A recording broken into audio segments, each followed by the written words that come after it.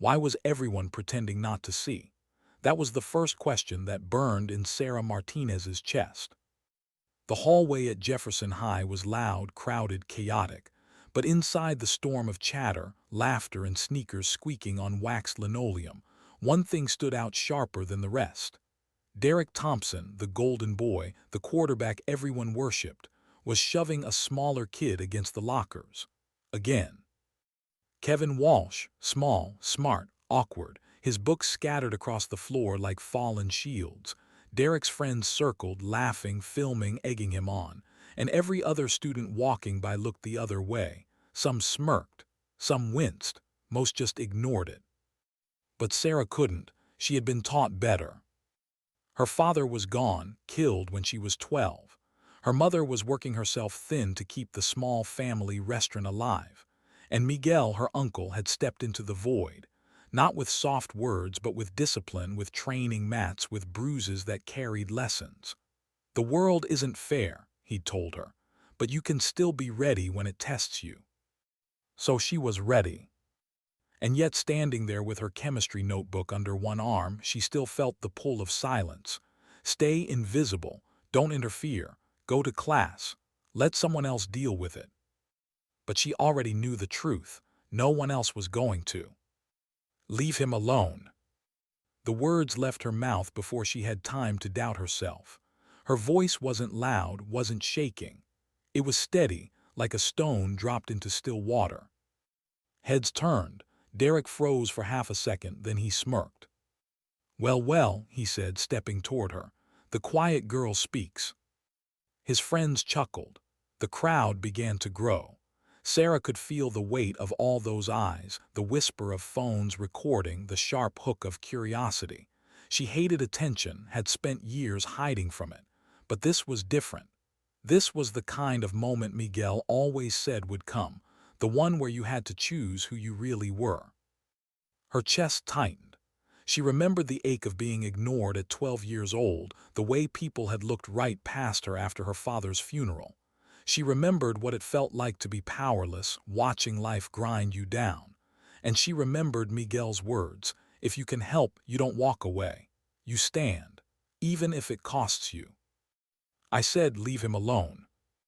Derek's smirk twisted into something darker. He reached for her arm, expecting her to flinch. She didn't. She shifted back, clean, smooth, the way she'd practiced 1,000 times on the mat. His hand closed on empty air. Laughter rippled through the crowd. It stung him worse than any slap. His jaw tightened. He lunged again, faster, harder, this time gripping her shoulder. His fingers dug in, the kind of grip that would leave bruises by tomorrow. He shoved. Hard. And in that split second, Sarah felt time bend. The shove carried more than Derek's strength. It carried the years of fear he'd cultivated, the arrogance of always getting away with it, the pressure of eyes watching, waiting for her to crumble. But she didn't resist. She didn't fight the push. She flowed, dropped her weight, turned her hips. And the boy. What kind of silence follows when a king is dethroned? The answer came in the echo of Derek Thompson's body slamming the hallway floor. For the first time, Jefferson High wasn't laughing with him. It was laughing at him. And for the first time, Sarah Martinez wasn't invisible. She was the storm in the middle of their stairs. By the next morning, the video had already spread far beyond the school. It wasn't just whispers in the cafeteria anymore. It was on Instagram, TikTok, even shared in private group chats where people replayed it again and again. The quiet girl flipping the quarterback flat. Sarah felt the shift immediately. Students who had never spoken her name suddenly wanted to sit with her at lunch. Strangers asked her to show them the move. Others treated her like she had stepped out of some comic book. But the truth was simpler. She wasn't a hero. She was a girl who didn't look away when everyone else did. Miguel noticed the tension in her voice that night during training. Her stances were sharper, her strikes heavier. "You're carrying something," he said. "I didn't want to be noticed," Sarah admitted. "But now it's like everyone's watching." Miguel studied her. Power is never just strength, it's responsibility. The second people believe you can protect them, they'll want you to. Some will admire you for it, some will envy you, and some, he paused, some will want to break you. She knew who he meant without saying it, Derek. And Derek wasn't the kind of boy who could let his crown slip quietly. At school, she felt his eyes on her. Not loud, not obvious, but sharp. In the cafeteria, in the hallway, even across the parking lot, Derek watched, and his silence was louder than any insult. It was a promise. Kevin, sitting at her lunch table with his untouched tray, noticed too. "He's waiting," he whispered. "For what?" Sarah asked, though she already knew. "For a chance, for when? What happens to a school when fear is broken?" The answer revealed itself in the days after Sarah flipped Derek flat in the hallway and disarmed him behind the gym. Jefferson High didn't return to normal. It couldn't. Something fundamental had shifted, and the cracks in the old order grew wider with each passing day. For years, Derek Thompson had been untouchable. Teachers overlooked his aggression because of touchdowns. Students laughed along because it was easier than standing up. Administrators turned blind eyes because his father wrote checks. But when Sarah stood up, quiet, steady, unshaken, that illusion collapsed. And once an illusion breaks, it doesn't come back. By Monday morning, whispers about Derek had spread into full-blown narratives. Stories of his bullying that had been buried for years surfaced like old wounds finally allowed to breathe. Freshmen whispered about lockers slammed, notebooks stolen, threats muttered in shadows. Sophomores traded memories of humiliations that everyone had witnessed but no one had named. Juniors and seniors admitted they had laughed because they were afraid. Sarah listened quietly, not encouraging, not discouraging, but hearing. She didn't enjoy the attention. It pressed on her shoulders, heavier than Derek's hands had ever been. Kevin sat across from her in the cafeteria, tapping his fork nervously against the table. "It's like the whole school changed overnight," he said. "It didn't change," Sarah corrected softly. "It just stopped pretending." That afternoon, Principal Harrison pulled her aside. His expression was weary, his voice carefully measured. "Miss Martinez, you've been at the center of significant events. You've shown bravery and you've defended others. But I need you to understand, violence cannot become the first solution." "It wasn't the first," she said, her voice even. "It was the last, the only one left." The principal sighed, rubbed his forehead, and dismissed her with a warning. But Sarah caught the flicker in his eyes, the flicker that said he knew she was right. Miguel said the same thing that night as they trained. "People will ask you to carry their weight now. Their fear, their silence, but you have to be careful, Sarah. You're not their sword, you're not their shield, you're just you." She tried to believe that. She tried to keep her head low, but the weight of expectation grew. Students approached her with stories, requests, even pleas. One girl whispered that Derek's girlfriend had started targeting her. Another boy confessed he'd been stealing money from his parents to pay off threats from Derek's friends. Sarah's instinct was to protect, but Miguel's words anchored her. "You can't fight every battle, choose wisely." Still at night she couldn't sleep. She stared at her ceiling, fists clenched, mind replaying Derek's face, red, furious, humiliated. His words haunted her, "This isn't over." And she knew it was. The tension snapped on a Thursday afternoon. Sarah was at her locker spinning the dial when she felt it eyes on her. She turned. Derek stood across the hall, arms folded, expression cold.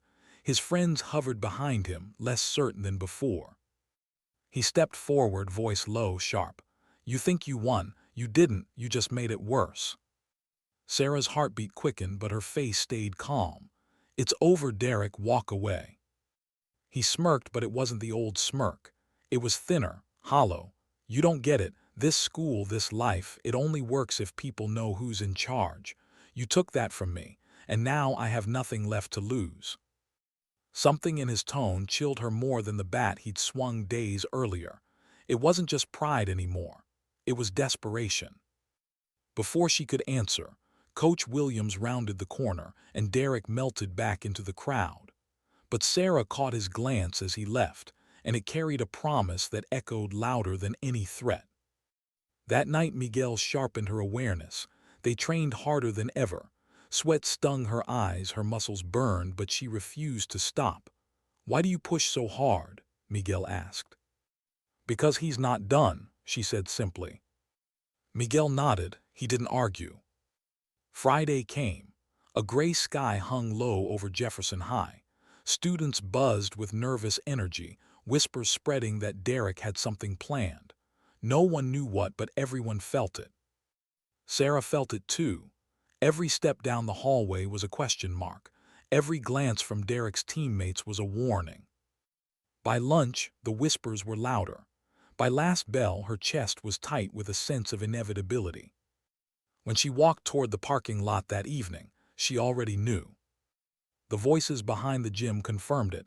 Shouts, threats, rage. And she didn't hesitate.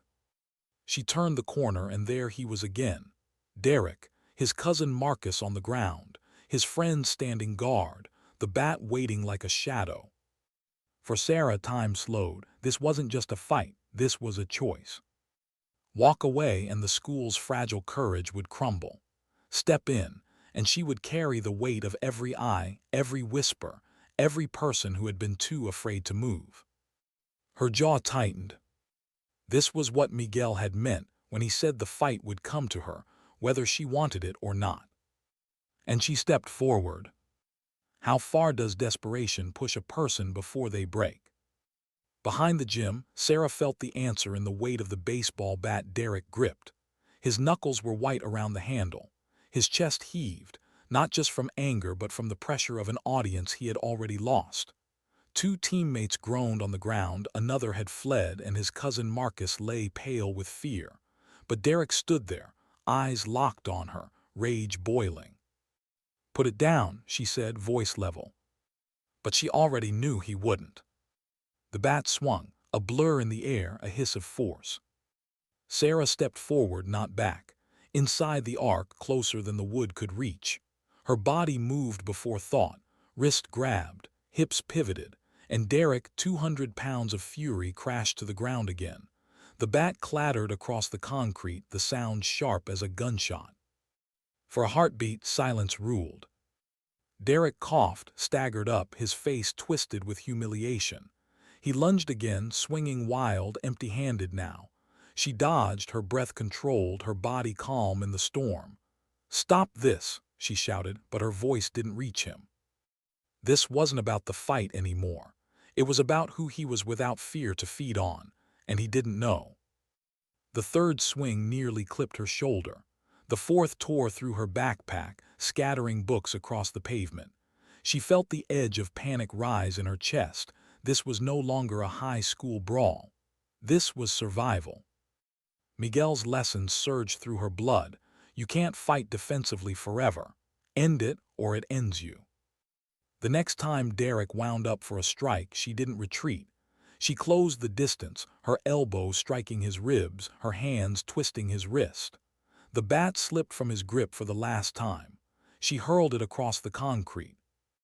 Derek gasped, bent over, clutching his side, vulnerable, small. And Sarah could have ended it, could have destroyed him.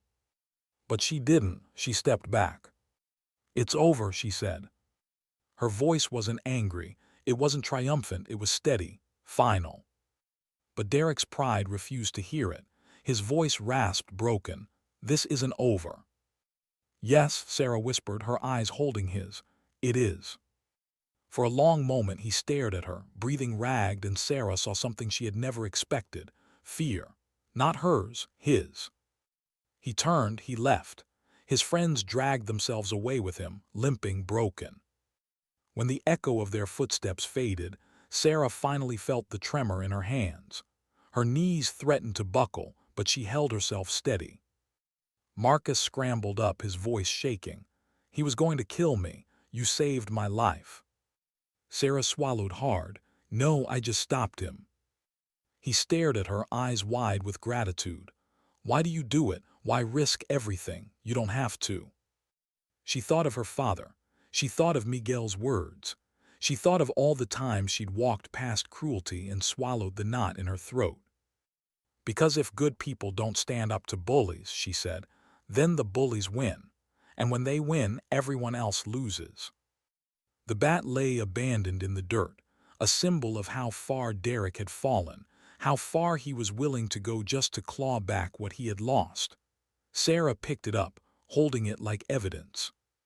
"We need to report this," she said. "He crossed a line tonight. This isn't bullying anymore, it's assault." Marcus hesitated, fear flickering in his expression.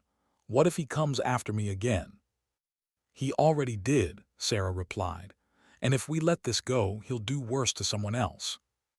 Together they walked toward the glow of the school building. The night air felt colder, sharper. Sarah's backpack was torn, her books scuffed, her hands trembling. But inside her chest, beneath the fear, something steadier grew. Not pride, not power, resolve. Inside the principal's office, she would tell the truth. And no matter what punishment or backlash followed, she knew she couldn't go back to being invisible. Because the moment she had chosen to stand, she had accepted something larger than herself. Later, lying awake in bed, she thought of Derek's face when she disarmed him. The fury, the shame, the hollow threat, this isn't over. And she knew he had lost more than the fight. He had lost the fear he fed on. And when fear is gone, power collapses. But Sarah also knew something else.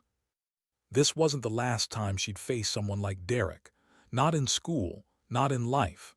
And one day the stakes would be higher. One day the fight wouldn't be in a hallway or behind a gym. One day it would be life or death. And she would have to be ready. How long can one girl carry the weight of an entire school? In the weeks after the fight behind the gym, Sarah Martinez discovered that victory was not freedom, it was burden. Derek was gone, suspended pending expulsion hearings. His friends were quieter, scattered, stripped of their leader's shadow. The baseball bat, scuffed and scarred, sat in the principal's office as evidence. And yet the echoes of those fights rang through every hallway. Students who had once walked with their heads down now looked her in the eye. Some smiled, some whispered, some stopped her between classes to tell their own stories, stories of fear, humiliation, silence. They wanted her to be their answer. Sarah ate lunch at her usual table, Kevin across from her, Marcus sometimes beside her. But the table was no longer quiet. People came with questions, with requests, with hopes she had never asked to carry. "Can you teach me what you did? Can you walk me home? Can you make Madison leave me alone?" Sarah listened. Sometimes she gave advice. Sometimes she told them to go to teachers. Sometimes she only stayed silent. Because she knew something they didn't. She wasn't a savior. Miguel reminded her every night as they trained. "You're not a weapon for hire. You're not a vigilante. You're just Sarah. Remember that." But remembering was hard when so many eyes begged her to be more. One afternoon, the school counselor, Mrs. Patterson, called her in. The office smelled of paper and coffee, the blinds half closed. "Sarah," she said gently, "we want to start a peer mediation program. Students trust you. Will you help?"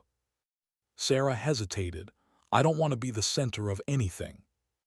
Mrs. Patterson smiled. "You already are." The program grew. Kevin joined, eager and thoughtful. Marcus, too, his voice steadier than it had been weeks before. Together they listened to students, mediated arguments, built something small but real. And for the first time, Sarah felt like maybe the weight was shifting. But her nights remained restless, because in the quiet she remembered Derek's eyes, the fury, the promise, this isn't over. Principal Harrison confirmed it one Friday morning. He pulled Sarah aside, his voice lower than usual. "The hearing's done. Derek expelled. But there's more. He's facing juvenile charges for the bat incident, assault with a weapon." Sarah felt her chest tighten. She hadn't wanted this. She hadn't wanted to destroy him, just stop him. "Sometimes," the principal said, "consequences aren't about destroying. They're about preventing worse." She nodded, but the unease stayed. because part of her wondered what Derek would become, now that the only power he had ever known was gone. Months passed. Jefferson High changed. The air felt lighter. Students walked freer. The cafeteria buzzed with laughter instead of fear. Miguel started teaching self-defense once a week at the community center, and Sarah stood beside him, showing techniques to students who had once avoided her eyes. And in that new rhythm, Sarah began to realize something. She wasn't invisible anymore, but she also wasn't a hero. She was something in between. A girl who had stood once, and in doing so had taught others they could stand too. And yet deep inside she felt it, the unfinished thread. Because Derek's shadow lingered. Because Miguel's words haunted her, one fight leads to the next, always bigger, always harder. Because she knew that Jefferson High was not the end of her battles. It was only the beginning. And years later, when the desert sun beat down on her uniform and the weight of a rifle pressed against her shoulder, she would remember it all. The hallway, the laughter, the shove, the fall, the moment she chose not to look away. And she would understand that the girl who stood in a high school hallway was the same woman now standing in a war zone. The enemies had changed, the stakes had grown, but the heart was the same. Because courage, once awakened, doesn't sleep. It only waits for the next fight. What does courage become when it leaves the safety of school walls? Years later, Sarah asked herself that question as the roar of helicopter blades thundered above a desert outpost half a world away. The air smelled of dust, oil, and something older, fear, quiet and constant, the kind that seeped into your bones and stayed. She wasn't the quiet girl at Jefferson High anymore. She was Staff Sergeant Sarah Martinez now, combat-tested, sharp-eyed, the kind of soldier others instinctively looked to when the line between order and chaos blurred. But some things never changed. The weight of expectation still pressed against her. The eyes of others still followed her, silently asking her to be stronger than she felt. And just like back then, she carried the ghost of Derek's voice. This isn't over, not as a threat anymore, but as a reminder of what humiliation and powerlessness can turn a person into. On this night, her unit was preparing for a convoy through contested territory. Supplies, civilians, vulnerable targets. Sarah checked her rifle, the motions automatic, precise. Across from her, Private Ellis fumbled nervously with his gear, hands shaking. "You'll be fine," Sarah told him quietly. He nodded, but his eyes betrayed the truth. He was young, like Kevin Walsh had been, unsteady, unsure. And Sarah felt the echo of that hallway, the way Kevin had looked at her after she stood between him and Derek. Grateful, fragile. Sometimes, she thought, nothing really changes. As they rolled out under a sky streaked with stars, Sarah kept her gaze scanning the horizon. The hum of the engine was steady, but her pulse was. Every shadow could hide danger. Every corner could explode into violence. Her mind drifted, not in distraction but in reflection. Back to Jefferson High, back to Miguel's words, "If you can help, you don't walk away, you stand." It had started there, in that hallway, in that choice to act when no one else did. And that same choice was in front of her now, just painted on a bigger canvas. A crack echoed in the night, not thunder, a shot. The convoy jolted, shouts erupted. Sarah's instincts lit like fire. She was out of the vehicle in seconds, boots hitting dirt, rifle shouldered. Her breath slowed even as the world sped up. She felt it the way she had when Derek swung the bat, time stretching, sharpening, demanding clarity. "Contact left ridge," a voice shouted. Rounds sparked against the earth. Ellis froze beside her, wide-eyed. Sarah grabbed his vest, yanking him low behind cover. "Breathe, you're okay." Her voice was steady, just like it had been in the hallway. The firefight raged, chaos and noise blending into a storm. But Sarah moved through it like she always had, precise, controlled, anchored. Not reckless, not angry, just there, unshaken in the middle of the storm. Later, when the ridge was clear and the convoy safe, Ellis looked at her the way Kevin once had. A mixture of awe, relief, and something like belief. And Sarah understood. The battlefield wasn't so different from the schoolyard. The faces changed. The weapons grew deadlier, but the choice remained the same, to look away or to stand. That night, sitting by the dim glow of a lantern, Sarah let herself feel the weight of it. The responsibility, the fear, the endless line of fights that always seemed to come. And for a moment, she let herself wonder, how many times could she stand before she finally broke? Then she remembered her father's words, buried deep in memory, resurfacing like a whisper carried on the desert wind. Strength isn't about never breaking. It's about what you do after you bend. Sarah closed her eyes, the hum of distant engines lulling her toward a restless sleep. And she knew, whether in a hallway or a war zone, whether against a bully or an enemy with a rifle, the truth was the same. Sometimes dignity doesn't speak.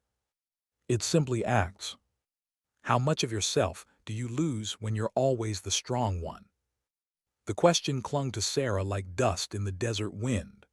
Nights at the outpost were quiet but heavy, the kind of silence that pressed on your chest more than it soothed. She would sit against the sandbags, rifle across her lap, and listen to the hum of generators while the younger soldiers tried to sleep. They looked at her differently, not with the naive awe of high school students but with something heavier, dependence, as if her steadiness was the anchor holding them together, and maybe it was. But anchors rust.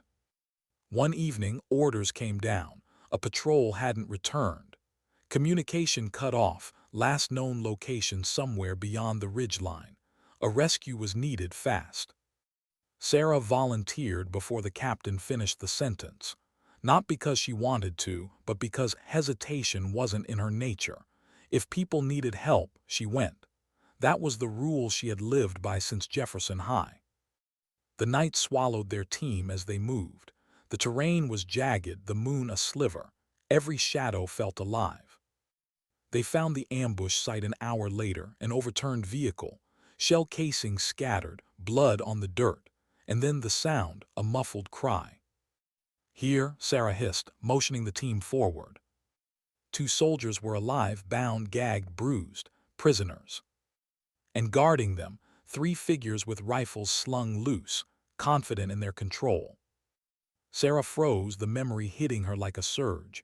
Derek standing over Kevin, smug, certain of his power. The same imbalance, the same cruelty. Only now the weapons were real, the stakes were final. Her breath slowed, decisions sharpened. She signaled the plan. 2 flanks, 1 diversion, she would go in first. The fight was fast, brutal, dust kicked up, shots cracked. A shout. One of the guards swung his weapon toward a captive. Sarah's body moved before thought, tackling, disarming, finishing him in a single motion. The others fell to her team's fire. Silence returned, jagged and raw. She cut the captives free, her hands steady even as her heart pounded. "You're safe," she whispered. The words tasted the same as when she'd told Kevin years ago. "He won't bother you anymore." But as they moved back toward the outpost, carrying the wounded, Sarah felt a hollow ache grow inside her. Because being the strong one meant no one asked if she was okay.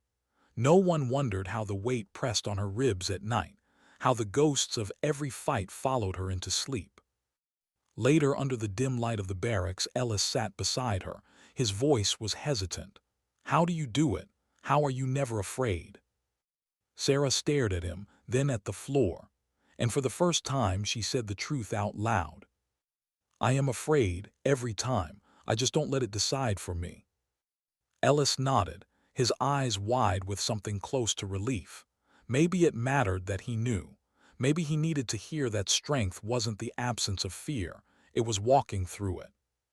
But when Ellis left, Sarah stayed seated, staring at her hands. Hands that had saved, hands that had destroyed, hands that had carried too much for too long. And she wondered, just for a moment, how much of Sarah Martinez remained under all that weight. because even the strongest anchors sink if left too long beneath the tide. What is the last fight worth if not for peace?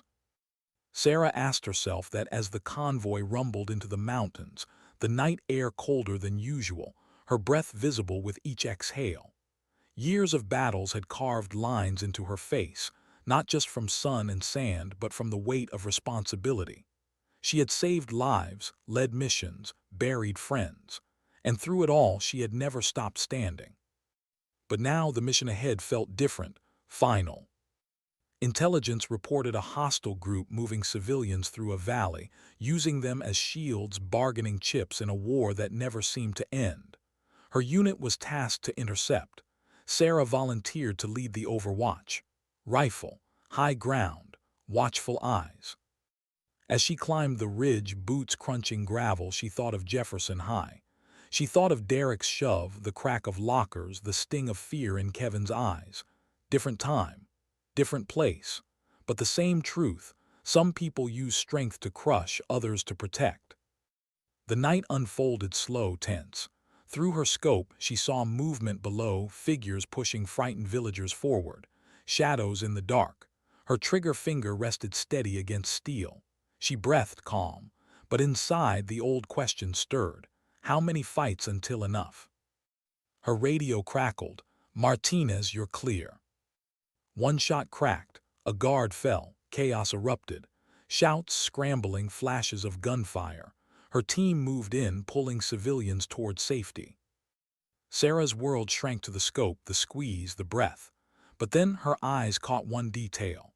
A boy, no older than 15, forced to carry a rifle, trembling, shoved into the fight by the older men. His aim was wild, his terror visible even from her distance. Her chest clenched, Kevin's face, Marcus's face.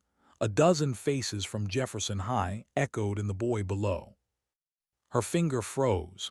She could end the threat with a single shot, but the boy wasn't the enemy. He was a victim trapped in a system of fear, just like Kevin had been.